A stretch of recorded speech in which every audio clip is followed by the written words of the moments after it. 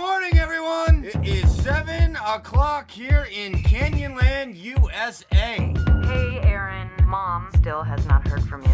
Will you just call her, please? I'll talk to you soon. And this morning, on the boulder, we have a very special guest, Aron Ralston! Oh gosh, it's a real pleasure to be here. Thank you.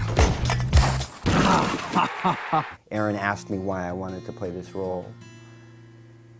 And I still believe this, I love the way that it strips down this character and this person, that everything that is familiar in our day-to-day lives with other people, that we can get food from a restaurant or a store, just emotional dependence, everything that is familiar to us, and also just the daily activities that keep us from looking at ourselves, you know, in a very intimate way.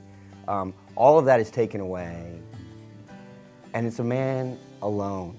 This writing is, I think, like there are other people who are not born writers, that's not their chosen career to begin with, but they're gifted writing by experience, hard experience, and they become a conduit for experience passed on to us all. We didn't want to make it for a horror audience, we didn't want to make it so that it was watchable by everybody. You know, it was obviously going to be something that had to truly reflect his experience. And the key things in it are that it took Aron over 40 minutes, and that it had a degree of pain in it, which was, for a guy anyway, is probably most guys never get near that. And I said in the first meeting, oh, Aron, I love all that, and I also like that you had the strength, that you know, you had the will inside you to get out and to do that.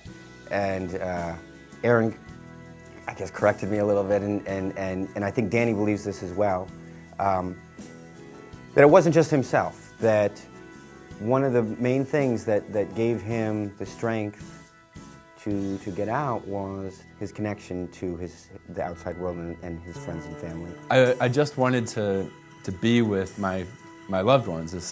You heard James talk about this connection that I really tried to build with them through the lifeline of these video messages, and then just recalling memories, that it was what would put a smile on my face even as I faced my imminent death in the canyon. The whole film is very intense. I think that it balances both my own personal personality, my humor, a little bit of my confidence, maybe arrogance, the analytical nature, as well as a little wild around kind of the fringes there as well.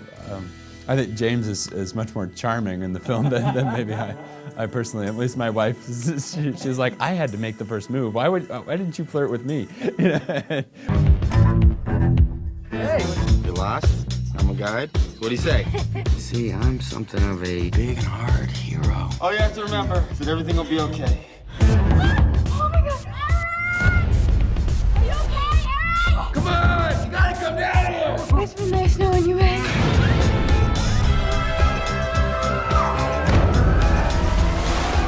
I can do everything on my own. See ya! Bye. I don't think we figured in his day at all. Hey there, Aron. Is it true you didn't tell anyone where you were going?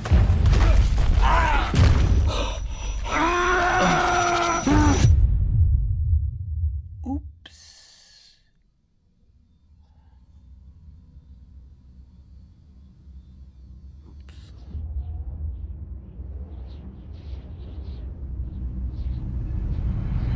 What I saw on those tapes was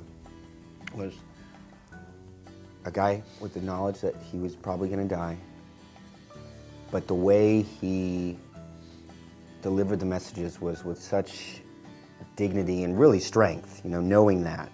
But for me, and I think for a lot of people in the audience at least, that it's the release, it's the liberation. It's you've gone through the entrapment, you've been there, and you want him to cut his arm off, and you understand why he smiled, as James does. He smiles, which, I mean, I really lobbied for that as during the screenwriting. If there was one thing I cared about, it was that there was this smile, even just for a glimpse, just a glimmer that this is a happy thing. But mostly from not just a will to live, but from this idea of a will to love.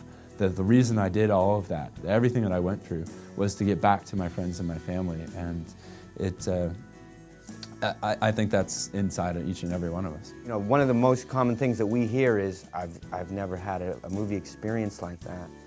It's because you're drawn into the character, and that's really speaks to the way that, you know, Simon and Danny structured the script, told the story through behavior, and then when the character does speak, it's as if he's speaking right to the audience. So you get incredibly close, like third person kind of delivery, and then almost first person where he's, you know, he's talking to his friends and family, you never break the fourth wall, but it's as if Aron's talking right out to the audience. And so it's an incredibly intimate kind of thing, and that